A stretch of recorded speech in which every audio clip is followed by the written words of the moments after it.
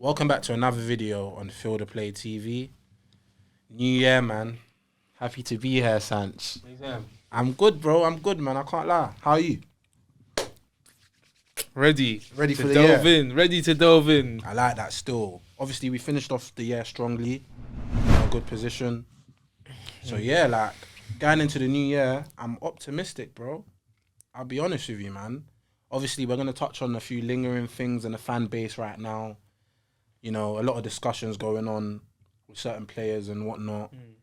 But, yeah. How are you feeling in terms of United? Like, Positive, man. You can't be negative. You can't be negative at the moment. Positive. Nothing but positivity. Liking the decisions my man's making. Literally. That's liking the performances, liking the defensively. Some things, like you said, lingering thoughts going forward.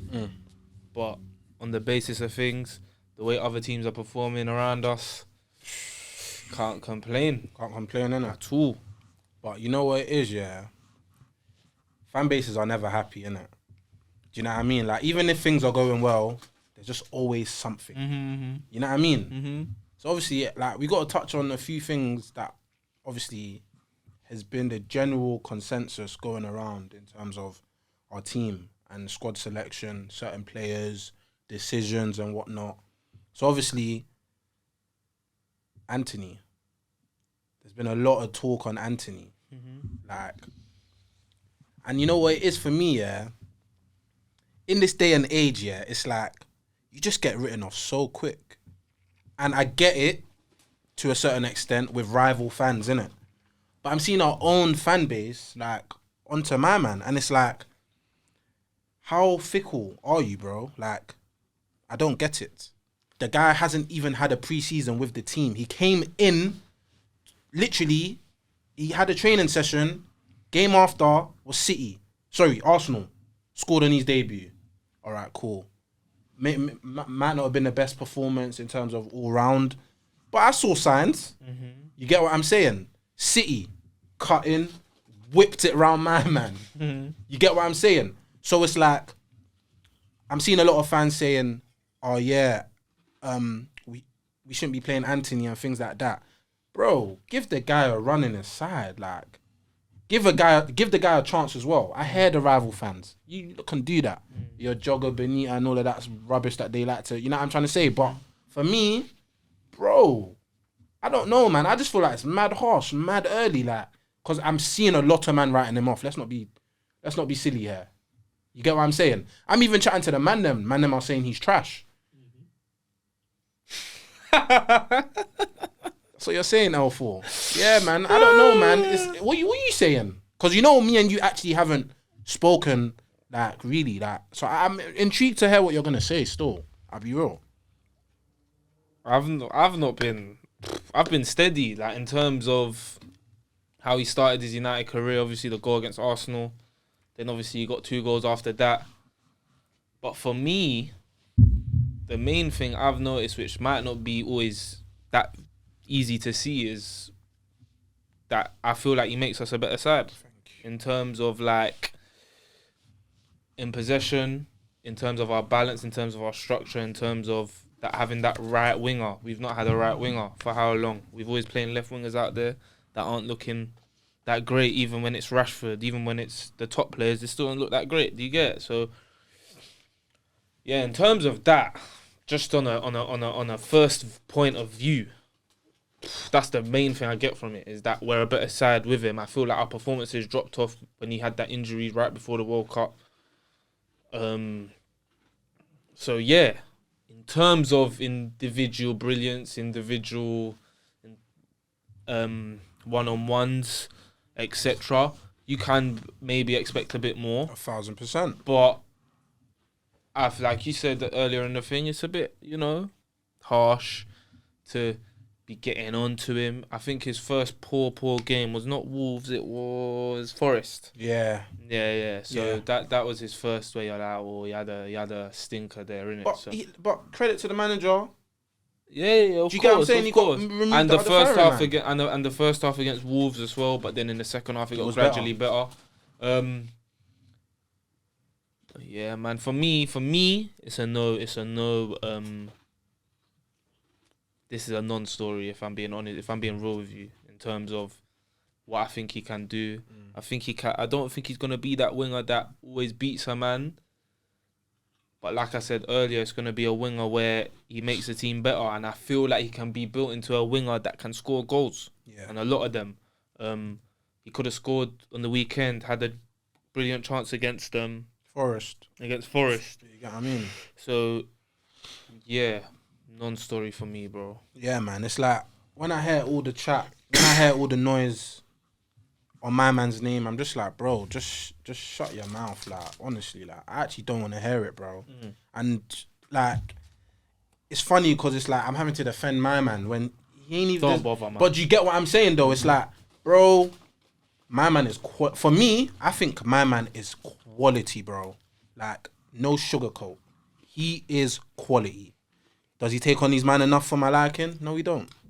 Does he sometimes do silly stuff on the ball? Yeah, he does. But is he gonna come of age? Yes, he is. Yes, he is. I am 100% sure of it. And with a gaffer like Ten Hag there to nurture him, he's 22 years of age. This is what I'm saying about writing players off too quick. Just because you got the Mbappes of this world doing a mad thing and all these things, bro.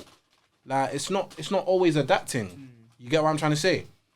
But yeah, that's me on Antony. I wait him. You get what I'm saying? I remember in the World Cup, he came on. You was impressed. Croatia. Man was nuts in man left, right, centre, bro. Man was really. There's signs, and I know it's gonna be more consistent. That's what I mean. There's signs. For me, I can't talk down on a man that's always asking for the ball. Always trying, always, bro. I love him. You get it? And if you, he'll rock you as well. You get it? He's got that, bro. Wan-Bissaka trying not push up in a game. He looked at him like, bro, if you don't get your ass here, I like that stuff, bro. You get what I'm saying? So no, it's good, man. Moving on to another position that I won't say it's getting anywhere near the same scrutiny, but it's getting looked on with, I don't know, wary eyes, I would say, is Eriksen's position per se. Because it's not Eriksen, for me, it's not Eriksen the player. Does that make sense? It's more the position and what he's being asked to do. So I'll let you touch on, your thoughts on that conundrum. I hear you in terms of Eriksen, the player, not the position. But the way I see it is that we have that Eriksen, the player, in that position, and for me, I'm not hearing it in terms of. And let's get something straight. This hasn't been my thoughts since August, because I thought when he walked through the door, after obviously the Brighton and Brentford, he looked solid enough for me to turn around and say stopgap for the year until we get a proper centre mid in. My worry now is that I've got now to Jan, and I'm worrying that stopgap is gonna cost us. Okay. In what sense? Because it wasn't. I feel like ever since City, he's not been the same. Okay. And what are you saying? Is that going forward? Is that defensively? A bit of both. I mean, on the ball, we're obviously better because he's a footballer. Yeah, and he's not like Fred. He's not like McTominay. But in terms of my most important message is that in terms of Casemiro, I feel like Casemiro defensively and offensively is left on an island. In terms of when we don't have the ball, Casemiro is left alone to do the defensive duties. And when I mean alone, he's well within his means to be able to do that. But Eriksen and Bruno ain't chipping in. Do you get it? So it's like we're playing with two number 10s. Do you get it? We're playing with two number 10s that ain't chipping in. And then on the offensive side of things, putting him there, he's not doing enough for it to outweigh the other. Do you get it? So him in that position, he's got a good delivery on him. He can put a good ball in like we saw for the Rashford header and all of that. But I feel like it's not outweighing what we're doing the other way and just in the overall game kind of thing. And it's like we've seen Pep do it with Bernardo and David Silva and all these things, but them man had that something in them where. But with Eriksen, it's like he's always pulling out of challenges. He's not really going in them 50-50s. And for me, it's kind of grinding my gears now. I'm not going to lie. Yes. So, like, I know we won against Wolves and Forest. And those are the 2 Premier League games we've been back for. And for me, he's been on both occasions been non-existent. Do you get it? So it's like, and against Wolves on the weekend, like, until that Fred change, we were on the ropes. Not the ropes, but the game was. Fred changed the game. The game was sway here, sway there. Do you get it? So until Fred came on, and we had that midfield partnership. Just cause, I'm not saying obviously Eriksen and Fred. You know my feelings towards that. Who I'd rather have every day of the week. But in terms of just having a central midfielder there next to Casemiro, I just feel like we looked a little bit better. And I feel like with Eriksen individually, he was dealing with that position a lot better earlier on in the season in comparison to now.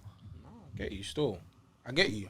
I think that's fair, like what you're saying. I feel like we know, man, we can upgrade. You get what I'm saying? Like, but that's the sorry to interrupt, but that's the thing in terms of like, I thought it was the stopgap like, No. I mean, as in, I still believe it can still be a stopgap per se, because when I look at things, I think he'll let us down more in the big games. I feel like we can coast through I feel like we can coast through them games, the Wolves, like you said, the Foresters of this world. I hear that, but you got to remember them 2 men are in the relegation zone. But then I look at Aston Villa away, where they got a new gaffer and we got ran out of time. And I'm not saying that's solely on Eriksen, but having that, for me, weakness in central midfield in terms of I can get at you, and if Wolves were a better side or deeper into Julian's reign, that midfield could have ran right on us, bro. Because at the end of the day, I don't see it as Casemiro and Eriksen are in there. I see it as Casemiro's in there alone. Do you get it? So, no, I get you, bro. I actually get you. Still, I'll be real. My worry is I thought it was a stopgap. I still believe it can be, but I'm worried that it will cost us waning. It's waning. Not cost us in games. It might cost us our top 4 place. Do you get it? Stuff like that? Because a stopgap is you get us into the Champions League. My worry is, are you gonna affect us now in terms of like if we get a rough and tumble? Do you get it? Because I don't really use Forest and Wolves as barometers at the moment, bro. They're both in the relegation zone. If Eriksen can't do it then, when can he do it? Do you get it? So I expect you to do it then, and he didn't play well in either game. So, no, fairs still. Obviously, Ten Hag's made some massive decisions. Obviously, Ronaldo, that was long gone. Obviously, him not putting him in his plans and things like that. And then obviously, as of recent, Rashford, obviously disciplining him. Man's playing Fortnite or something in the night, fam. Man said, nah. You get it, bro. Obviously, I like to see that. I probably think that benefited the whole squad, not just Rashford, in a way. So it's like, he's making decisions and he's not really caring about what the media is going to say. And that's what, fills me with joy, that he's doing things his way. Because easily he could have had the disciplinary and had that behind the closed doors, bro. But he wanted people to know, bro, that you won't play. That he's not playing. You won't start, so. You're not starting for that reason. Because he could have easily just said anything, bro. Do you think managers are 100% honest? You see what I'm saying? So I was happy with that decision. I'm sure you were too, because players have been taking a mickey out of us for how long, bro? So it was good to see that, bro. Any little thing that you think that you can do that's gonna. Nah, bro. And you know what's hilarious about that? Luke Shaw after the game was on the ropes as well. Was like, no. Luke Shaw after the game was doing his post-match press conference, and he's even admitting it. Like he's sitting there saying that we've been getting away with murder recently. So even the players know, like, they've been getting away, like, maybe in the past Rashford could have turned up late and nothing would happen. That probably already happened in his... Do you get it? So Ten Hag showing him, no, I am not my man. You get what I'm saying? Don't try it. Around here. Don't do it. And he brought him on. which he could have actually. And that's another thing where I'm like, okay, he's not gonna.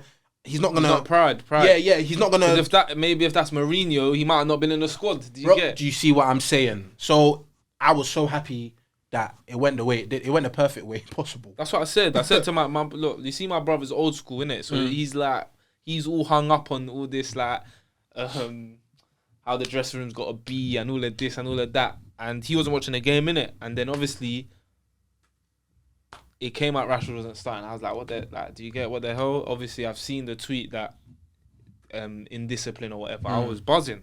I was like, bro, whatever my man's done. Same, bro. Whatever my man's done, you've got to punish him. 100. I had the man in a group chat waffling, chatting rubbish. I don't know if you remember. Just cast your man back. When they clocked, he wasn't. They're saying, I hope this punishes us. All of that stuff. Ten Hag, this that. But then they were silent afterwards. But then if you ask them now, was that a good decision? They'll say yeah. So like. You gotta make your decisions, innit? And then I'm glad we needed something for the game to liven up, and he's not said, nah, I don't want to look like, nah. He's had his punishment already. Let me bring him on, innit? And then on Rashford's side, well done. Do you get it? Because then he could have been sulking, he could have been doing this, he could have been doing Trust that, me. and you're like, then you don't get the performance we got on Saturday because his attitude wasn't spot on. But Rashford knows what time it is. He knows he wrapped it, and he knows he's the star man. He's gonna bring me on. I've got to just do my thing. No, you get it? So, in terms of Ten Hag's decision, him bringing him on at half time, Rashford's reaction, Rashford's goal, Rashford's second goal that could have been. Bro, literally Saturday or whenever it was nice. It was literally the perfect day. Because I came out, because I didn't watch the game, innit? I watched the first half. I was on the way somewhere.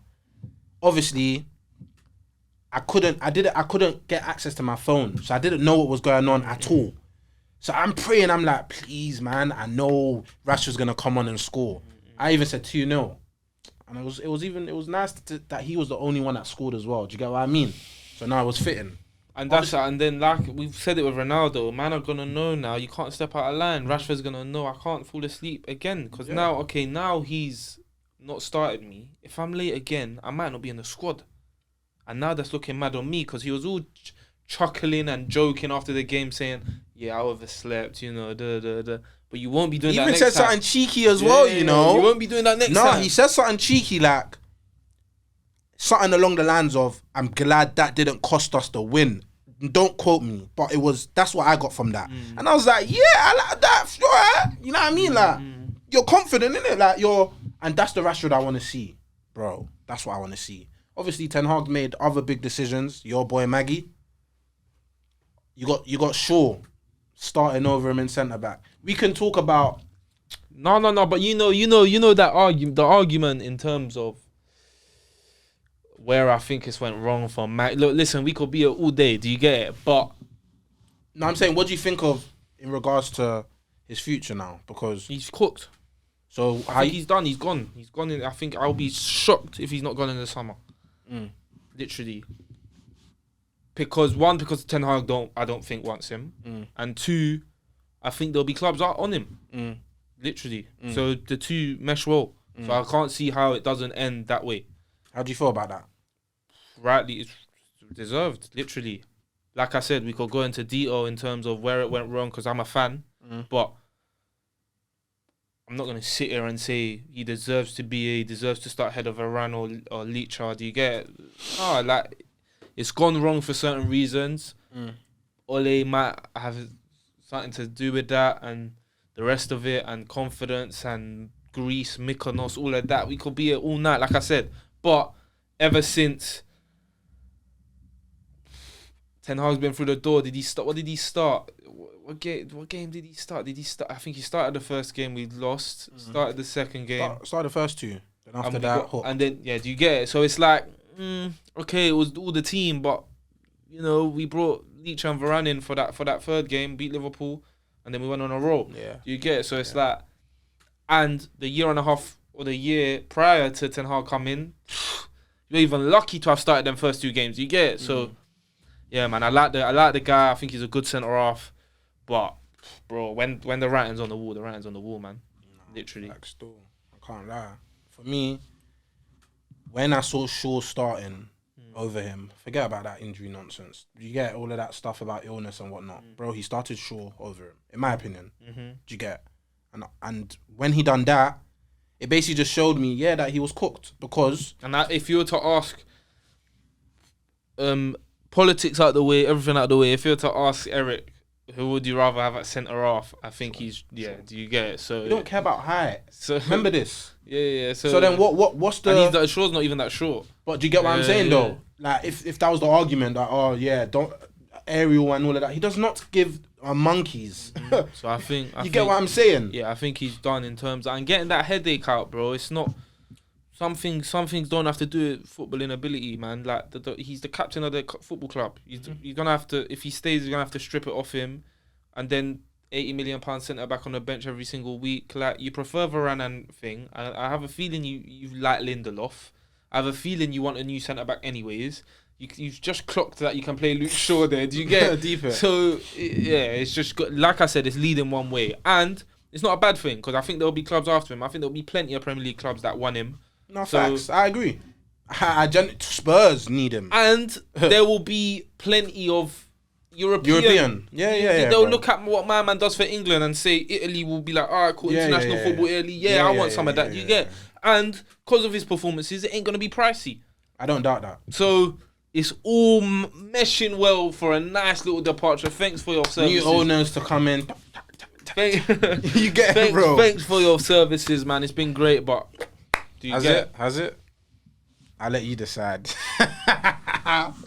I'll take the 1 year with me still. I have the 1 year that he gave me still. Listen, fairs. But finally, Sancho. Bro, I listen, I can't answer that question still. I have no idea. I can't even give you, I can't muster up a thought or like give you, I don't know. I have no idea. I can't even. How's it looking like for you? Do you get what I'm saying? Does it look like there's a way back? But this is what I mean. The reason I say no idea is because with that question there, it could either be Sancho's violated, Ten Hag don't like him and said, you're not training with the team, you're going to train in Holland with some of my coaches, you're going to come back and do an individual thing. Or Ten Hag says, I see that you have the world at your feet, I think you can be whatever you want to be. There's some bad habits that are in you right now that I'm not really feeling. Let me take, cause I care. Take out the fire and cause I care and cause I think you can be amazing for us. I'm gonna take you to some coaches in Holland, get that weight loss plan going, get you with the way I want you, the way I think I can get the best out of you. Come back on the individual things, ease you back in, bow. We go back to business. So that's why I say I don't know, because it could be the way it's panned out. It could be one way or the other. But for me, if I was a betting man, bro, the fact that my man didn't go on the tour. You think it's curtains? Not curtains. No, but you know what I'm saying. But for me, that was mad. Yeah, so you think it's techie? It's two friendlies against Cadiz and Real Betis. Yeah. What was the What was the issue in you saying where you're playing a load of youngsters anyways? They were all kids, bar Lindelof, De Gea, Martial. They were all kids. So what is stopping the manager from saying, yeah, you'll play these 2 games for the match fitness that you need and go back to doing what you were doing regardless? Like, what do you gain from missing them 2 games? You get it? So for me, when I first saw that, I was like, raw. What? How? Like, it didn't make sense to me, personally. Yeah, it didn't make sense to me as well. So that thing was the first thing I was like, what's going on? Whereas obviously you're hanging on to the hope that Ten Hag believes in him. He sent him out to some coaches on an individual thing.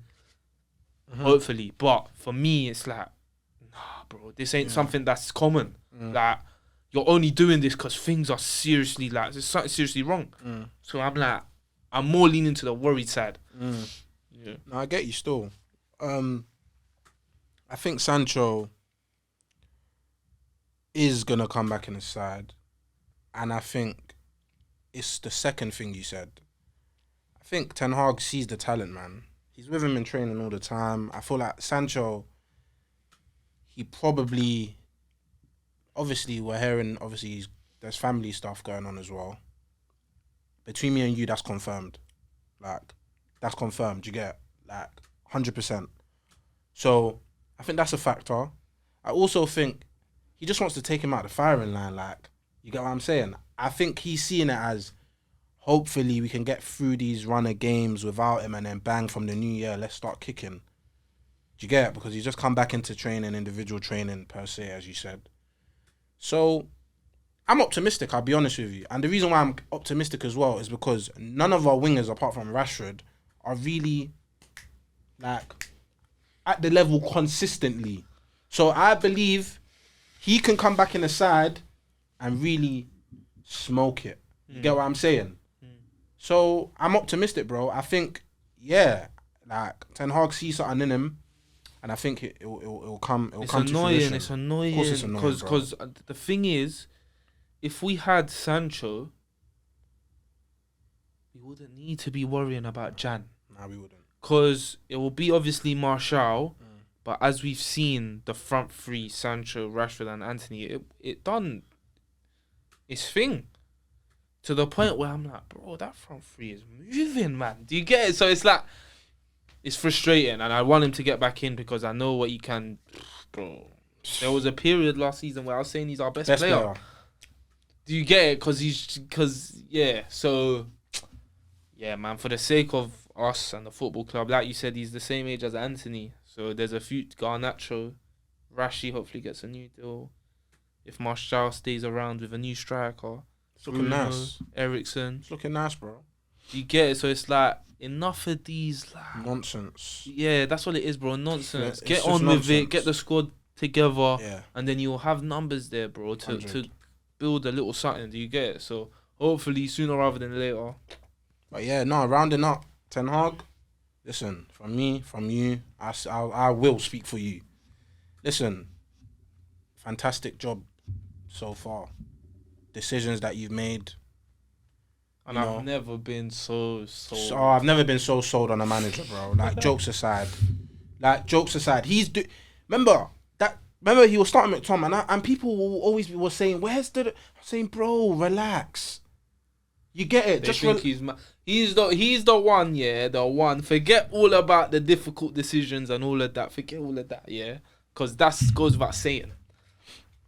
I'm thinking, like, when he picks his teams, I'm sitting there and I'm going, bro, I get what you're doing. Like, it's like, bro, do you get it? Like, bro, the way he eased out them two man in midfield, the way he eased out them two man at the back, the way he eased out Wambi, the way he eased out all these man, and then the haters gonna get that soon.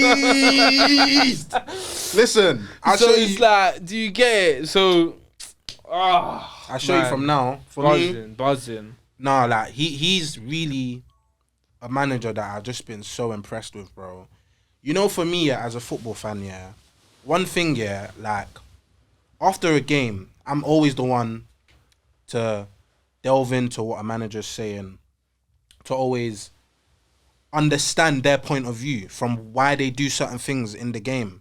I'm a tactic, whatever you want to, tactical, whatever you want to call it. I really delve into things, innit? So it's like, after games, when he's really breaking things down, it's like, bro, you're saying what I'm seeing. And that fills me with mad joy because you're an honest gaffer. If the team play well, but you know they can play better, you're going to say it. If you think the team played well and you don't really think that anything, you're going to say it. Literally, when we, Wolves, what did he say? He said, literally, the first half was, he could have used the word embarrassing, but we knew it was embarrassing. Then he said, it was better in the second half, but it's not enough. He's not resting on his laurels like other managers will. He's not letting the squad. He's not letting the squad. He's not letting the squad chill. And we're seeing the like. We've scored. I think every time we've took the lead, we've won. Yeah. You get stuff like that. You get it. So it's like, we're better on the ball. We're better defensively. Going forward, I think we're creating a lot of chances. We're not scoring them, obviously, but I think that's because of personnel or like. I believe it's personnel, to be honest. There's like, with certain man need to get up to speed. Like, there's a few things in it. Yeah, he even like literally, man were slating Martial last game. He loves him, but he came out and said, "Bro, he's not fully fit." He loves him. Do you get what I'm saying though? Like, he's showing everyone, yo, like, bro, this is that, and this is why this is that. Don't get it confused. So yeah, nah. Listen, we're happy with the gaffer. We're happy with decisions that are being made. Obviously, we know there's room for improvement. We know there's a lot to come. But that's another video, man. Feel the Play TV. Make sure you like, comment, subscribe. Make sure your notification bells are on, you know, so you never miss a vid. And that's us.